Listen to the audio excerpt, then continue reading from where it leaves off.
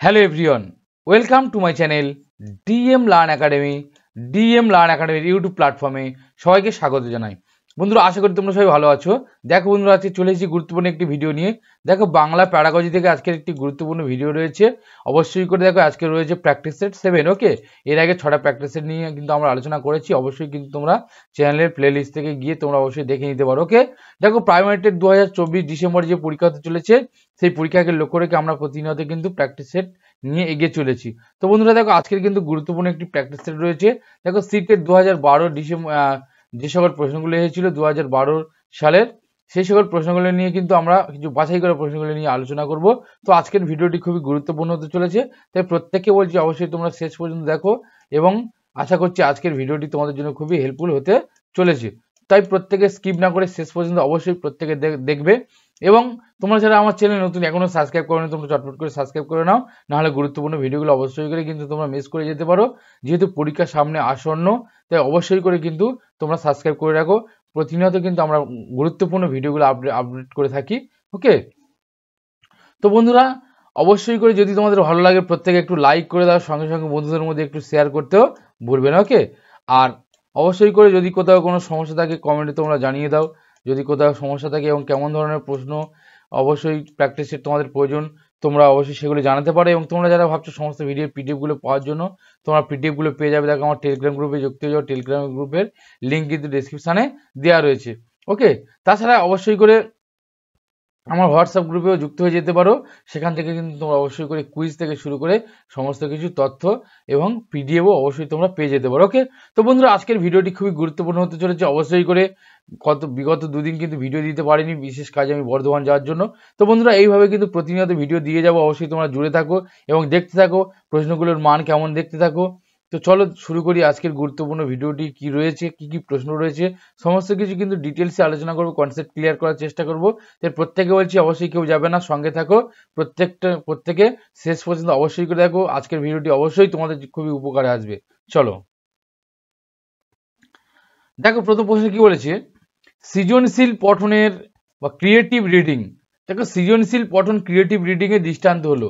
তাহলে সৃজনশীল পঠনটা আগে আমাদের কি কি জানতে হবে, বা ক্রিয়েটিভ অর্থাৎ ক্রিয়েটিভিটি অর্থাৎ সৃজনশীল, তার মধ্যে কোনো উৎপন্নশীল কোনো ক্ষমতা, সৃজনাত্মক কোনো ক্ষমতা, সেইগুলিকে আমরা সৃজনশীল বলি। ওকে, তাহলে এখানে সৃজনশীল পঠন অর্থাৎ যে পঠনের মধ্যে কিন্তু শিক্ষার্থী বা শিশু কোনো কিছু নিজে থেকে কিছু রূপায়ণ করছে। ওকে, সেই জায়গা থেকে হচ্ছে সেটা সৃজনশীল পঠন। ওকে, তাহলে দেখো আমাদের কি অপশনগুলো কি দিয়েছে। দেখো, অর্থের খোঁজে পাঠ করা, রিডিং অফ ফর মিনিং অর্থাৎ অর্থের জন্য কিন্তু পাঠ করাতে, সেটা বিষয় সম্বন্ধে আরো তথ্য সংগ্রহের জন্য পাঠাগারের সূত্র নির্দেশক কাজ করা, সম্পর্কিত তথ্যাবলীর সন্ধানে অন্তর্জালে অনুসন্ধান করা, ভিন্ন বা স্বতন্ত্র দৃষ্টিকোণ থেকে বিষয়টি নাট্যায়ন, ভূমিকা নির্ধারণ এবং পুনর্লিখনের কাজ করা। দেখো, এখানে কি হচ্ছে, অর্থের খোঁজে পাঠ করা, বিষয় সম্বন্ধে তথ্য সংগ্রহের জন্য পাঠাগারের সূত্র নির্দেশ করা। দেখো, পাঠাগারের সূত্র নির্দেশ করা, এটা কি সৃজনশীলতার জায়গায় আসছে? না, এটা কিন্তু কোনো রকম সৃজনশীল পঠনের দৃষ্টান্ত নয়। তারপরে দেখো, সম্পর্কিত তথ্যাবলী সন্ধানে অন্তর্জাল অনুসন্ধান করা। অন্তর্জাল অনুসন্ধান করাটা কিন্তু কোনো সৃজনশীল পঠনের একটা দৃষ্টান্ত হতে পারে না। ওকে, এবার দেখো, অর্থের খোঁজে পাঠ করার ভিন্ন স্বতন্ত্র দৃষ্টিকোণ থেকে বিষয়টিকে নাট্যায়ন ভূমিকা নির্ধারণ করে এবং পুনর্লিখনের কাজ করা। অবশ্যই দেখো, একটা যখন কোনো পঠন, সেই পঠনের মধ্যে দিয়ে সেটা কিন্তু একটা নাট্যায়নের ভূমিকা দেওয়া, অর্থাৎ তার মধ্যে একটা সৃজনশীলতার বিষয় তৈরি করা, আর একটা কি হচ্ছে পুনর্লিখনের কাজ করা, অর্থাৎ সেটা কিন্তু পড়ার মধ্যে দিয়ে সে আবার নতুন করে কিছু কাজ করতে পারবে। সেইটাই কিন্তু অবশ্যই করে একটা সৃজনশীল পঠন হয়ে যেতে পারবে। ওকে, অর্থাৎ এখানে সৃজনশীল পঠনের দৃষ্টান্ত হলেছি ভিন্ন বা স্বতন্ত্র দৃষ্টিভঙ্গি থেকে। দেখো, এখানে প্রথমেই বলে দিয়েছে যে স্বতন্ত্র দৃষ্টিভঙ্গি কোন থেকে বা দৃষ্টিভঙ্গি থেকে, অর্থাৎ যখন তার নিজের থেকে সে কোনো কিছু একটা রূপায়ণ করতে পারবে, নিজের থেকে কোনো কিছু লিখতে পারবে, নিজের থেকে কিছু পড়তে পারবে, সেটাই হচ্ছে কি একটা সৃজনশীল পঠন। ওকে, চলো নেক্সট। 2 নম্বর কি বলেছে, দেখো স্কিমিং। স্কিমিং কি? দেখো, দুটো কিন্তু পঠনের ক্ষেত্রে, একটা স্কিমিং আর একটা স্ক্যানিং। ওকে, এই দুটো কিন্তু খুবই গুরুত্বপূর্ণ, স্কিমিং এবং স্ক্যানিং। দেখো স্ক্যান বলতে কি আমরা বুঝি না, স্ক্যান বলতে আমরা কোনো ডকুমেন্টসকে কিন্তু হুবহু তুলে নেওয়াটাকে বলা হচ্ছে কি স্ক্যানিং। ওকে, এবং এই যে একটু আগে আমি বললাম যে তোমরা স্কিপ করে যাবেন। ওকে, স্কিপ মানে কি কিছু কেটে কেটে নেওয়া, কেটে কেটে পড়া, ঠিক আছে। অর্থাৎ এই দুটো বিষয় ভালোভাবে বুঝতে হবে, একটা হচ্ছে স্কিমিং আর একটা হচ্ছে স্ক্যানিং।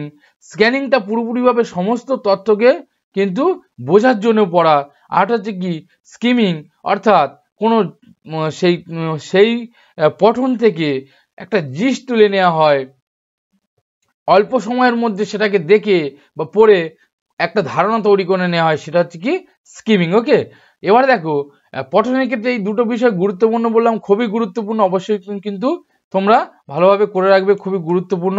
স্কিমিং এবং স্ক্যানিং দুটো দিয়ে বিভিন্নভাবে প্রশ্ন আসতে পারে। ওকে, তো দেখো অপশানগুলো কি দিয়েছে, বিভিন্ন ভাবনা, প্রয়োগ এবং তথ্যকালের সজ্জা বিষয়ে মতামত নির্মাণ করা, খুব দ্রুত কোনো গ্রন্থ বা পাঠ্যাংশের উপর চোখ বোলানো এবং তার বিষয়ে ভাবনা এবং মূল বক্তব্য বুঝে নেওয়া, গ্রন্থ বা পাঠ্যাংশটি খুঁটিনাটি সমেত পড়ে ফেলা, যা বিশেষ বিষয় ও তথ্য খুঁজে নেওয়া এবং অপ্রাসঙ্গিক ঘটনাবলী বিবরণকে ছেঁটে ফেলে দেওয়া যায়, আর পাঠ্য বিষয় থেকে তথ্যাবলী নিয়ে একটি লেখ্যরূপ সৃষ্টি করা যায়।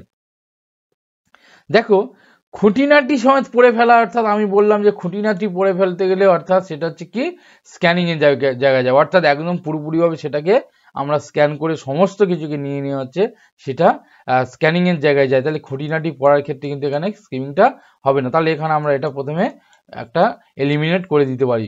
তারপরে দেখো পাঠ্য বিষয় থেকে তথ্যাবলী নিয়ে একটি লেখ্যরূপ সৃষ্টি করা, এটা তো কোনোভাবেই নয়। এবার দেখো খুব দ্রুত কোনো গ্রন্থ পাঠ করা, অবশ্যই কিন্তু খুব দ্রুত পাঠ করে পাঠ্যাংশের উপর চোখ বোলানো এবং তার বিষয়ে ভাবনা এবং মূল বক্তব্য বুঝে নেওয়া। দেখো এটা কিন্তু খুবই গুরুত্বপূর্ণ অপশান, অবশ্যই করে এটা কিন্তু সঠিক হয়ে যেতে পারে, ঠিক আছে, অবশ্যই করে সঠিক এটা। কারণ দেখো খুবই দ্রুত কোনো গ্রন্থ অর্থাৎ কোনো গ্রন্থ বা তার উপরে পড়ে বা তার উপরে কোনো চোখ বুলিয়ে তার বিষয়টাকে বা ভাবনাটাকে বা মূল বক্তব্যটাকে কিন্তু বুঝিয়ে নেওয়াটা হচ্ছে কি স্কিমিং। ওকে, আর এরটা আমরা একটু দেখে নিই। দেখো বিভিন্ন ভাবনা, প্রয়োগ ও তত্ত্বকালের সজ্জা বিষয়ে মতামত নির্মাণ করা, এটা মতামত নির্মাণ করাটা কোনো রকম ভাবে স্কিমিং এর জায়গায় যাচ্ছে না। ওকে, তাহলে স্কিমিংটা কি বললাম, যে কোনো তত্ত্ব বা কোনো গ্রন্থ বা কোনো বিষয় তার ওর খুব তাড়াতাড়ি পাঠ করে বা তার ওর পাঠ্যাংশের ওর চোখ বুলিয়ে কিন্তু তার মূল ভাবনা, মূল বিষয়টিকে তুলে নেওয়াটা চট করে, সেটা হচ্ছে কি স্কিমিং। ওকে, আর স্ক্যামিং কি কোনো বিষয়টা সেটা পুরোপুরিভাবে একদম ধরে ধরে পড়ে খুঁটিনাটি সবকিছু পড়ে টোটাল সমস্ত তথ্যটাকে তুলে নেওয়া, সেটা হচ্ছে কি স্ক্যানিং। ওকে, চলো নেক্সট।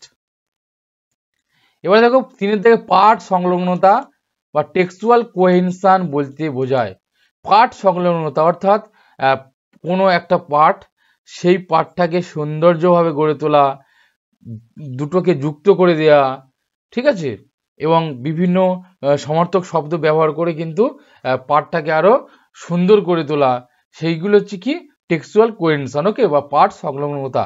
এবার দেখো পাঠ সংলগ্নতা বলতে বোঝায় কি হচ্ছে, দেখো বাক্য অনুচ্ছেদগুলির সম্পর্ক তৈরি করার জন্য সর্বনাম, সংযোজক এবং সমস্ত সমার্থক শব্দের ব্যবহার। অনুচ্ছেদ গঠন এমনভাবে করা যাতে কাহিনী পারম্পর্য রক্ষিত হয়। একটি অনুচ্ছেদ কার্যকরণ সূত্রে তথ্যগুলি তুলে দেওয়া। একটি দীর্ঘচ্ছেদহীন বা পাঠ রচনা করে যথার্থক্রমে জ্ঞাতব্য বিষয়গুলো তুলে দেওয়া।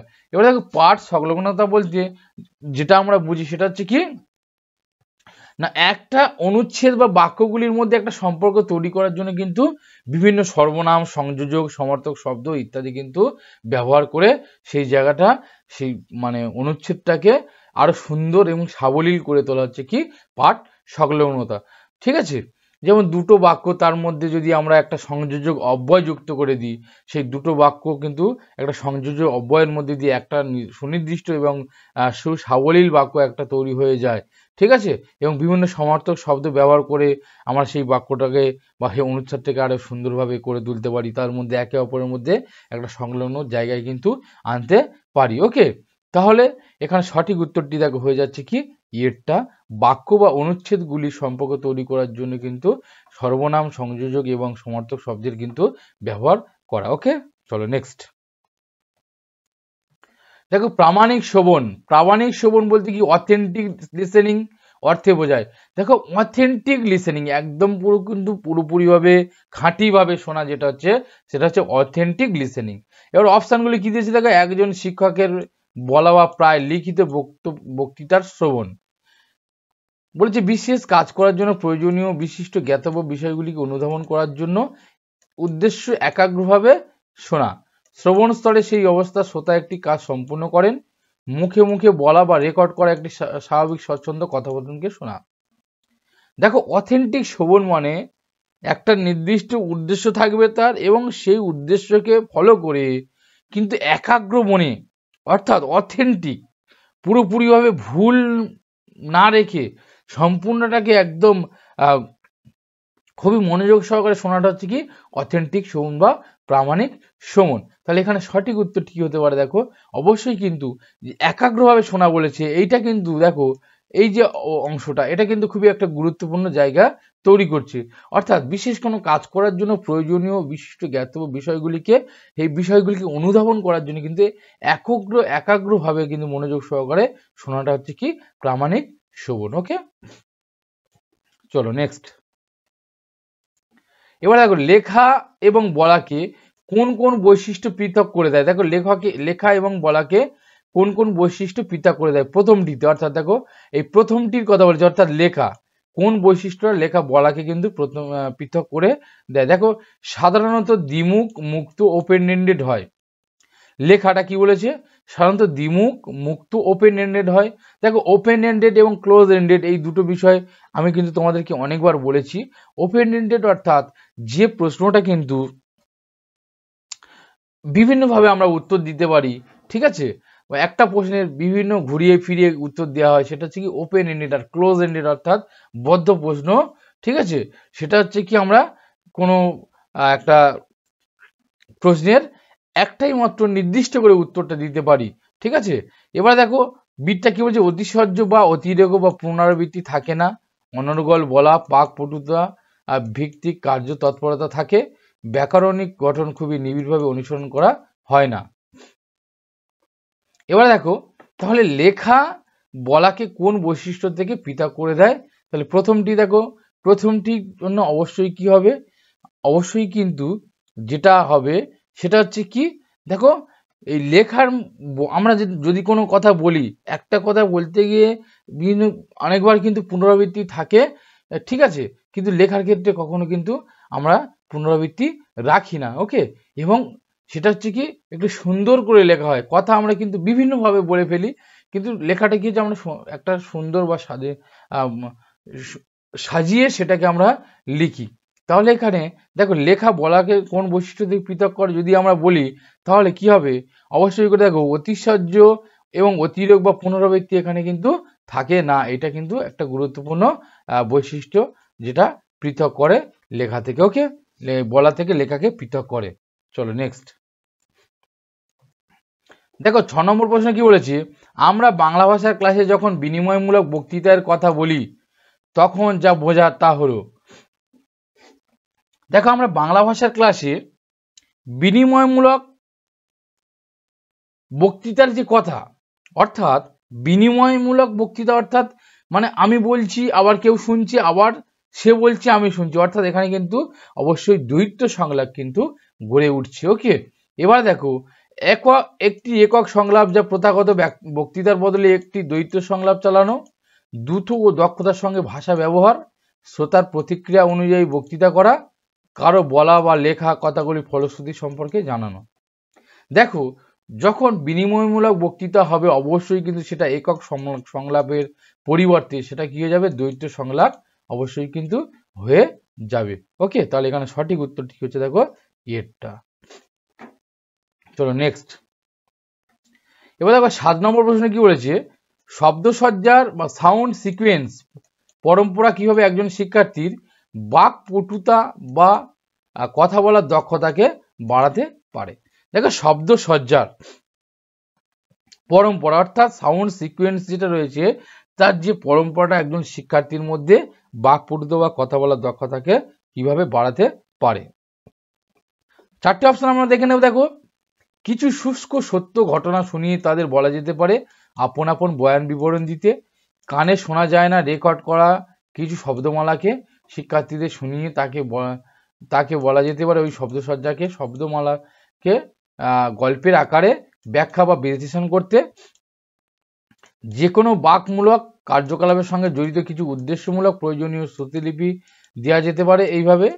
তারপর হচ্ছে বাকপটুতা বাড়ানোর জন্য শিক্ষার্থীদের মধ্যে কিছু কার্টুন এবং অন্যান্য দৃশ্যমূলক ব্যাপার ছড়িয়ে দিয়ে তাদের কথা বলানো। দেখো সাউন্ড সিকুয়েন্স যখন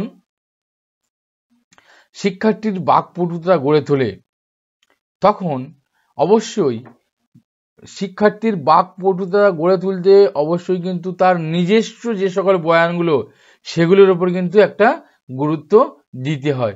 ওকে, তাহলে দেখো কিছু শুষ্ক সত্য ঘটনা শুনিয়ে তাদের বলা যেতে পারে আপন আপন বয়ান বিবরণ দিতে, অর্থাৎ তারা কিভাবে সেই ঘটনা শুনে তারা কিভাবে বয়ান দেবে, কিভাবে শব্দগুলোকে সাজিয়ে বয়ান দেবে, অবশ্যই কিন্তু তার মধ্যে দিয়ে তাদের বাকপটুতা গড়ে উঠবে। ওকে, তাহলে এখানে সঠিক উত্তরটি হচ্ছে কি দেখো এটি। ওকে, নেক্সট এবার দেখো 8 নম্বর প্রশ্ন কি বলেছে, একক সংলাপ বা স্বাগত ভাষণের 3টি উপবৈশিষ্ট্য।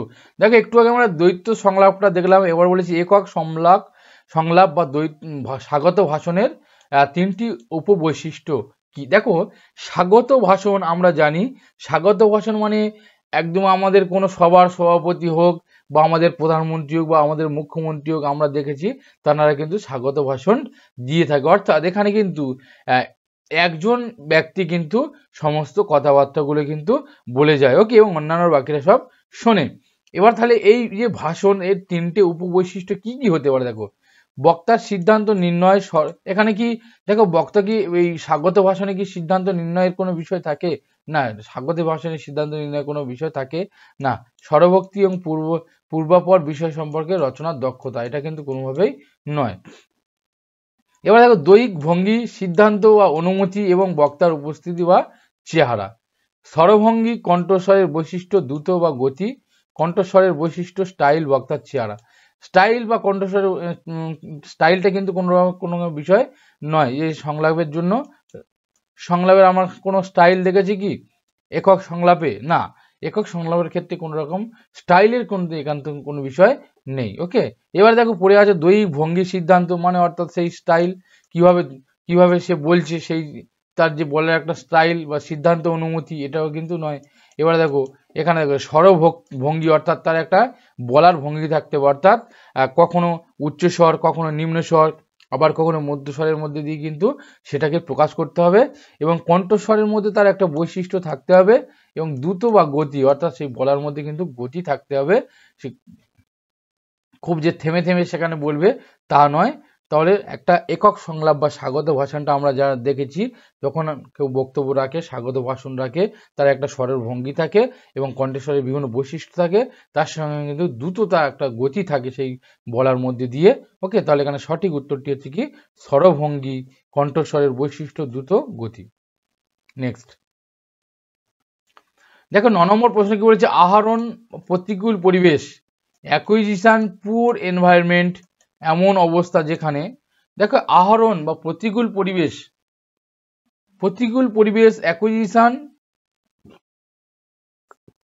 অ্যাকুইজিশনের ক্ষেত্রে প্রতিকূল পরিবেশটা কি, দেখো পুর এনভায়রনমেন্ট কি এমন অবস্থা যেখানে, কোথায় এই প্রতিকূল পরিবেশটা বিশেষ করে গড়ে ওঠে সেটা দেখো, ছাত্রদের কাছে ভাষা শিক্ষার কোনো সুযোগ থাকে না, যেখানে হিন্দি বা মাতৃভাষা হলো লিঙ্গুয়া ফ্রাঙ্কা, বাংলা ভাষার ব্যবহার কেবলমাত্র ক্লাসের মধ্যে সীমাবদ্ধ থাকে, বাংলা ভাষা বাড়িতে বলা হয় না একেবারে। দেখো বাংলা ভাষা কিন্তু বাড়িতে বলা হয় না একেবারে এটা তো নয়, বাংলা ভাষা বাড়িতে কিন্তু বলা হয়, যে যারা আমরা যাদের বাঙালি হই অবশ্যই কিন্তু বাংলা ভাষা আমরা কথা বলি, তাহলে এটা তো এখানে কোনোভাবেই নয়, পুর অ্যাকুইজিশন বলেছে। এবার ছাত্রদের কাছে ভাষা শিক্ষার কোনো সুযোগ থাকে না, ছাত্রদের কাছে যখন ভাষা শিক্ষার কোনো থাকে না, সেটা পুর অ্যাকুইজিশন তৈরি না হয় না। ওকে, ভাষা শিক্ষার অনেক রকম সুযোগ থাকে, তাহলে এটাকে আমরা এলিমিনেট করে দিলাম। এবার দেখো হিন্দি মাতৃভাষা হলো লিঙ্গুয়া ফ্রাঙ্কা, অর্থাৎ এবার লিঙ্গুয়া ফ্রাঙ্কাটা কি আমাদের একটু জানতে হবে। দেখো লিঙ্গুয়া ফ্রাঙ্কা হচ্ছে পারস্পরিক বোধগম্য নয় এইরকমই, অর্থাৎ একে অপরের তারা বুঝতে পারে না। এই যে আঞ্চলিক ভাষায় তারা কথা বলে, তাদের ভাষাগুলো কিন্তু তারা নিজেরা বুঝতে পারে না। ওকে, এবং এই জনগোষ্ঠীর মধ্যে যে যোগাযোগের যে মাধ্যমটা সেটা হচ্ছে লিঙ্গুয়া ফ্রাঙ্কা। ওকে, অর্থাৎ দুটো একটা আঞ্চলিক ভাষায় কথা বলার তাদের মধ্যে যে পারস্পরিক যে বোধগম্যতা, এই বোধগম্যতাটা যে মাধ্যমের মধ্যে দিয়ে হয় সেটা হচ্ছে কি লিঙ্গুয়া ফ্রাঙ্কা। ওকে, তাহলে দেখো এই প্রতিকূল পরিবেশটা অবশ্যই এমন অবস্থা যেখানে লিঙ্গুয়া ফ্রাঙ্কাটা থাকবে, অর্থাৎ যেখানে দুটো বা তিনটে বা চারটে ভাষাভাষীর কোনো শিক্ষার্থী বা শিশু তারা কিন্তু অবশ্যই সেখানে বসবাস করে বা পড়াশোনা করে, বা তিন রকম মানুষ সেখানে ভাষাভাষী মানুষ তারা পড়াশোনা করে। এখানে বলছে দেখো হিন্দি অথবা মাতৃভাষা হলো লিঙ্গুয়া ফ্রাঙ্কা। অবশ্যই দেখো হিন্দি এবং মাতৃভাষাগুলো কি হয়, অনেক ক্ষেত্রে আমরা যে বিভিন্ন জায়গায় ব্যবহার করতে এই হিন্দি ভাষার মধ্যে দিয়ে কিন্তু এই লিঙ্গুয়া ফ্রাঙ্কাটা গড়ে ওঠে, মাতৃভাষার মধ্যে এই লিঙ্গুয়া ফ্রাঙ্কাটা গড়ে ওঠে। ওকে, তাহলে লিঙ্গুয়া ফ্রাঙ্কা বিষয়টা কি আশা করছি ক্লিয়ার হয়েছে না? পারস্পরিক বোধগম্য নয় সেই রকম আঞ্চলিক জায়গায় বা আঞ্চলিক জায়গায় কথা বলা জনগোষ্ঠী, যারা আঞ্চলিক ভাষায় কথা বলে সেই জনগোষ্ঠীর মধ্যে এই যোগাযোগের যে মাধ্যমের যে ব্যবহারের ভাষা সেটা হচ্ছে কি লিঙ্গুয়া ফ্রাঙ্কা। তাহলে লিঙ্গুয়া ফ্রাঙ্কা মূলত এই পুয়ার এবং অ্যাকুইজিশনে এই প্রতিকূল পরিবেশ। ওকে, চলো তাহলে সঠিক উত্তর হচ্ছে কি বিটটা। নেক্সট বলেছে কোন শব্দজোড়াটি দ্বারা জ্ঞান শৈলীকে বোঝায়? Cognitive style. দেখো জ্ঞান শৈলী অর্থাৎ কগনিটিভ স্টাইল, কোন শব্দটা কগনিটিভ স্টাইল বোঝায়? দেখো ক্ষেত্র নির্ভরতা, ফিল্ড ডিপেন্ডেন্স, প্রত্যক্ষ বা পরোক্ষ, প্রতিযোগিতামূলক। এটা প্রতিযোগিতা হবে। ওকে, অন্তর্য প্রতিযোগিতা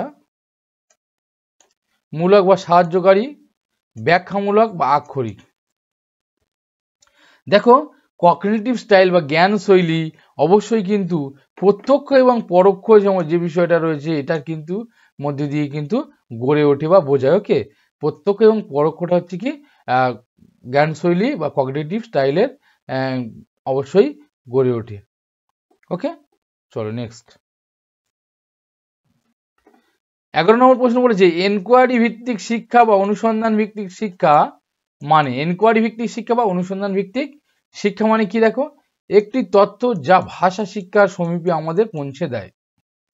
এনকোয়ারি ভিত্তিক শিক্ষা একটি তত্ত্ব যা ভাষা শিক্ষার সমীপে আমাদের পৌঁছে দেয়। কৌশলগুলির অভ্যাস ও প্রদর্শনীকরণ এবং বিষয়টির শিখন। একটি শব্দার্থ ভিত্তিক পাঠ্যক্রম যেখানে ভাবনা কেন্দ্রিক কার্যক্রম। একটি নির্দেশাত্মক পদ্ধতি যেখানে শিক্ষার্থীরা দলবদ্ধভাবে তাদের অভিজ্ঞতা জানায় এবং সমস্যার সমাধান করে। দেখো অনুসন্ধান ভিত্তিক পদ্ধতি অর্থাৎ শিক্ষার্থীরা অবশ্যই সমস্ত বিষয় তারা একটা অনুসন্ধানের মধ্যে দিয়ে অভিজ্ঞতা অর্জন করবে এবং তাদের এই অভিজ্ঞতাটা জানাবে এবং সমস্যার সমাধান করার চেষ্টা করে। ওকে, এনকোয়ারি ভিত্তিক শিক্ষা।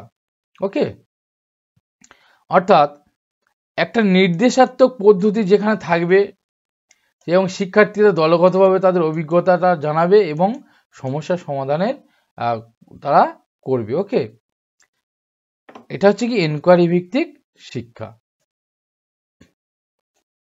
তাহলে এনকোয়ারি ভিত্তিক শিক্ষাটা আমরা কি বুঝলাম না? এনকোয়ারি ভিত্তিক শিক্ষা হচ্ছে যেখানে শিক্ষার্থীরা কিন্তু তারা দলবদ্ধভাবে তাদের কোনো নির্দেশাত্মক পদ্ধতির মধ্যে দিয়ে কিন্তু তারা এগিয়ে যাবে এবং তাদের অভিজ্ঞতাটা জানাবে এবং তারা নিজেদের কিন্তু সমস্যার সমাধান করবে। ওকে, এটা হচ্ছে কি এনকোয়ারি ভিত্তিক শিক্ষা বা ইবিএল। নেক্সট 12 নম্বর প্রশ্ন কি বলেছে? দেখো ভাষা শিক্ষার সংকটপূর্ণ সময় বা ক্রিটিক্যাল পিরিয়ড হলো। দেখো ভাষা শিক্ষার সংকটপূর্ণ সময় বা ক্রিটিক্যাল পিরিয়ড কোনটি? সেই সময় যা কিনা শিক্ষার্থীদের ভাষা অভ্যাসের জন্য তোলা থাকে, সেই সময় যখন কিনা ভাষাটি খুব সহজেই অধিকার করা যায় অন্যান্য সময়ের তুলনায়। সময়ের সেই দৈর্ঘ্য যা কিনা একটি ক্লাসের বোধমূলক পরীক্ষণের আগে কাটাতে হয়। আর যে কোনো ভাষা প্রকল্পের প্রস্তুতির যে সময়। সংকটময় সময় হচ্ছে গিয়ে দেখো অবশ্যই করে, কিন্তু যখন প্রকল্প প্রস্তুতির যে সময়টা আসে সেটা কিন্তু সব থেকে সংকটময় সময়, সংকটপূর্ণ সময় বা ক্রিটিক্যাল পিরিয়ড। কারণ যখন প্রকল্পটা আমরা প্রস্তুতি করি সেই সময় কিন্তু ভাষাটাকে সুন্দর ও সাবলীলভাবে কিন্তু উপস্থাপন করতে হয়। ওকে, এবার যে এখানে দেখো প্রথম বলেছে সেই সময় যা কিন্তু শিক্ষার্থীদের ভাষা অভ্যাসের জন্য তোলা থাকে, এটা তো কোনোভাবেই নয়। এবার সেই সময় যখন কিনা ভাষাটি খুব সহজেই অধিকার করা যায় অন্যান্য সময়ের তুলনায়, তাহলে অন্যান্য সময়ের তুলনায় ভাষাটি যখন অধিকার করা যায় খুব তাড়াতাড়ি, তাহলে সেটা কী হবে? সংকটময় সময় হতে পারে, এটা তো কোনোভাবে হতে পারে না। এবার যে সময়ের সেই দৈর্ঘ্য যা কিনা একটি ক্লাসের বোধমূলক পরীক্ষণের আগে কাটাতে হয়, অর্থাৎ বোধমূলক পরীক্ষণ যখন আসে তখন তার আগে যে সময়টা আসে সেটা হচ্ছে কি ভাষা শিক্ষার সংকটময় সময়। দেখো বোধমূলক পরীক্ষার সময় কিন্তু ভাষার খুব যে ব্যবহার সেখানে গড়ে ওঠে সেটা তো নয়। এবার হচ্ছে যে কোনো ভাষা প্রকল্পের প্রস্তুতির সময় অবশ্যই ভাষা প্রকল্পের যখন প্রস্তুতি করতে হয় সেই সময় কিন্তু ভাষাটা মূলতভাবে ব্যবহার করতে হয়, আর সেই সময় কিন্তু একটা ভাষা উপস্থাপনের ক্ষেত্রে একটা সংকটময় সময় আসে। ওকে, তাহলে এখানে সঠিক উত্তরটি হচ্ছে ডিটা। চলো নেক্সট 17 নম্বর প্রশ্ন কি বলেছে দেখো, সারাংশ লেখার জন্য যে দুটি গুণের প্রয়োজন হয়। সারাংশ লেখার জন্য যে দুটি গুণের প্রয়োজন, দেখো সারাংশ লিখতে গেলে কি কি গুণ থাকতে হবে। দেখো অপশনগুলো আমরা একটু দেখে নিই। দেখো সঠিক লিখতে পারা, সংযোজক অব্যয়গুলির ব্যবহার করে, তারপর হচ্ছে শব্দের বদলে চিহ্ন প্রয়োগ, সঠিক লেখার ক্ষমতা, তারপরে দেখো সমার্থক শব্দ ব্যবহারের দ্বারা বক্তব্যকে নিজের ভাষায় পুনর্লিখিত করার ক্ষমতা, বক্তব্যের মধ্যে ভাবনাগুলিকে গুরুত্ব অনুযায়ী চিনে নিতে পারা এবং অধিক গুরুত্বপূর্ণ এবং কম গুরুত্বপূর্ণ সূত্রগুলি বেছে নেওয়ার ক্ষমতা। দেখো সারাংশ লেখার জন্য যে দুটি গুণের প্রয়োজন হয় বলেছে সঠিক লিখতে পারা এবং সংযোজক অব্যয়গুলি ব্যবহার করতে হবে, শব্দের বদলে চিহ্ন প্রয়োগ ও সঠিক লেখার ক্ষমতা। শব্দের বদলে চিহ্ন প্রয়োগ করবো আর সঠিক লেখার ক্ষমতা, এইটা দেখো কোনোভাবেই কিন্তু হতে পারে না।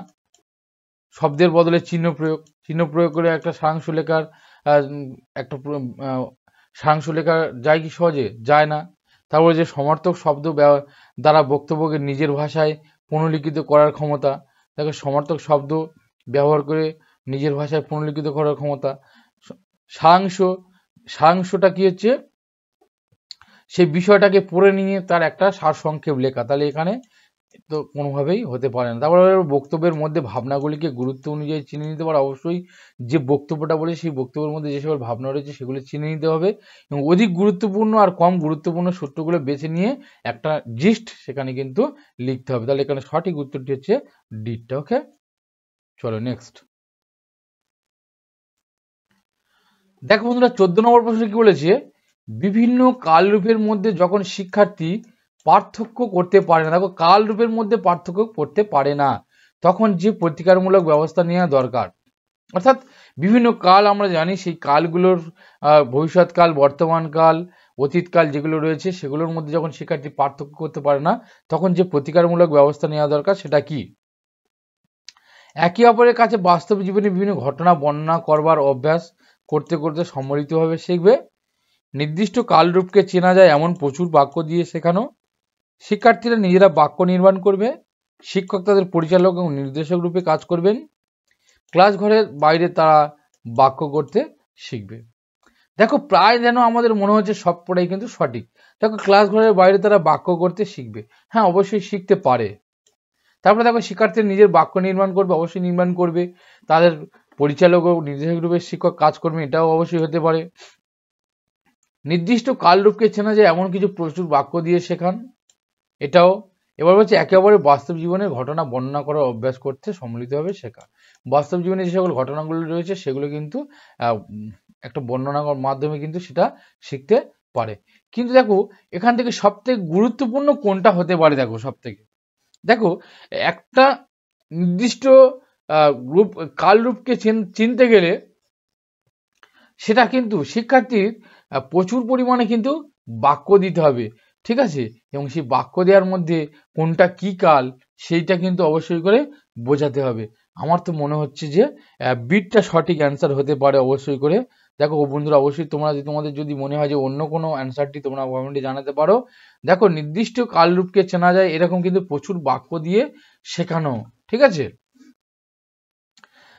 কারণ যদি তারা বাক্য নির্মাণ করবে, শিক্ষক তাদের পরিচালক ও নির্দেশক রূপে কাজ করবে। হ্যাঁ, তাদের পরিচালক নির্দেশক রূপে কাজ করতে পারে, কিন্তু দেখো সেই তারা কি বাক্য তৈরি করবে, কোনটা পাস্ট টেন্স হবে, কোনটা প্রেজেন্ট টেন্স হবে, অর্থাৎ কোনটা বর্তমান, কোনটা অতীত, কোনটা ভবিষ্যৎ, সেই জায়গাগুলো কিন্তু তারা সহজে ধরতে পারবে না।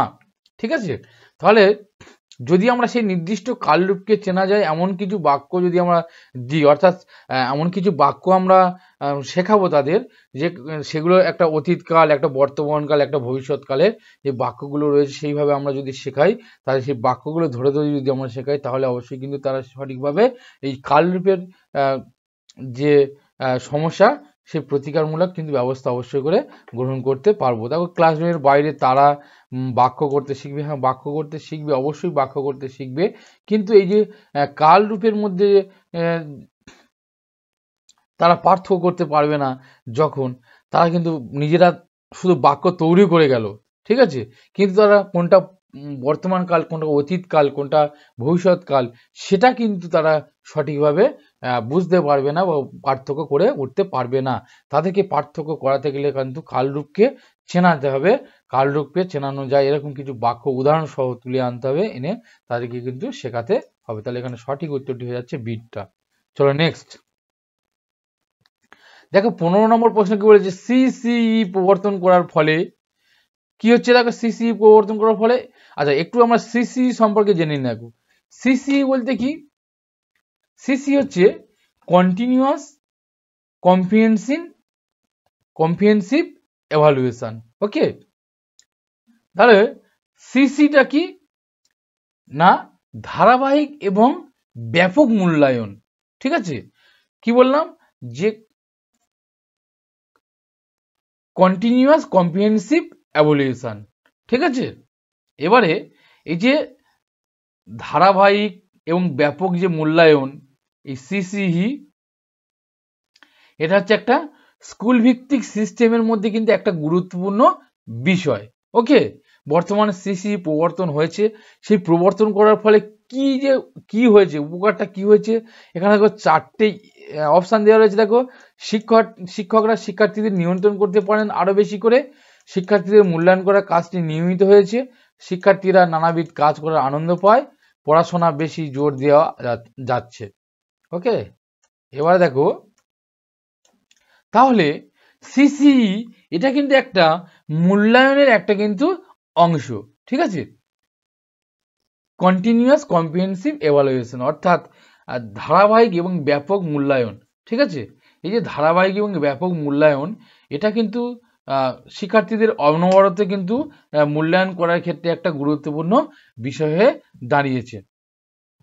খুবই সহজে তাদের কিন্তু মূল্যায়নটি করা যায়। ঠিক আছে, তাহলে এখানে সঠিক উত্তরটি কি হবে, দেখো শিক্ষার্থীদের যে মূল্যায়ন করার কাজটি কিন্তু নিয়মিত হয়েছে এই সিসিই প্রবর্তনের ফলে। ওকে, তাহলে সঠিক উত্তরটি কি হচ্ছে, দেখো বিটা, শিক্ষার্থীদের কিন্তু মূল্যায়ন করার কাজটি নিয়মিত হয়েছে। ওকে, তাহলে দেখো 15 নম্বর প্রশ্নের উত্তরটি কি হয়ে গেল, দেখো শিক্ষার্থীদের মূল্যায়ন করার কাজটি নিয়মিত হয়েছে, তাহলে এটা সঠিক উত্তর। ওকে, চলো নেক্সট দেখো, এই ছিল আজকের কিন্তু গুরুত্বপূর্ণ 15টি প্রশ্ন। আশা করছি তোমাদের ভালো লেগেছে আজকের প্র্যাকটিস সেটটি, এবং সমস্ত প্রশ্নগুলো দেখো সিটেট থেকে নেওয়া রয়েছে। অবশ্যই করে উত্তরগুলো আশা করছি সঠিক হবে, কারণ সিটেটের উত্তরগুলো দেখে আমি করার চেষ্টা করেছি। তো উত্তর নিয়ে বিভিন্ন রকম মতপার্থক্য থাকতে পারে, তোমরা অবশ্যই যদি কোনো পার্থক্য থাকে তোমরা অবশ্যই জানাবে, এবং তোমরা অবশ্যই করে যারা শেষ পর্যন্ত দেখেছো অবশ্যই লাইক করে যাও, কারণ তোমাদের একটা লাইক কিন্তু আমাদেরকে খুবই হচ্ছে কি অনুপ্রেরণা যোগায়। তাই প্রত্যেকে একটু লাইক করার জন্য অনুরোধ করছি, এবং তোমরা যারা অবশ্যই আমার চ্যানেল নতুন এখন সাবস্ক্রাইব করোনি, তোমরা সবাই প্রত্যেকে সাবস্ক্রাইব করে নাও। ঠিক আছে, তো বন্ধুরা দেখা হবে আবার নতুন একটি গুরুত্বপূর্ণ ভিডিও নিয়ে। অবশ্যই করে এইরকম ভিডিও তোমরা পেতে আমার সঙ্গে যুক্ত হয়ে থাকো। ওকে, প্রতিনিয়ত কিন্তু আমরা সম্পূর্ণ মানে ফ্রিতে সম্পূর্ণ কিন্তু আমরা এই ক্লাসগুলো করিয়ে যাব তোমাদেরকে। ওকে, তো বন্ধুরা ততক্ষণ তোমরা পড়তে থাকো, আবার দেখা হবে নতুন একটি গুরুত্বপূর্ণ ভিডিও নিয়ে। প্রত্যেককে ভিডিওটি দেখার জন্য অসংখ্য ধন্যবাদ।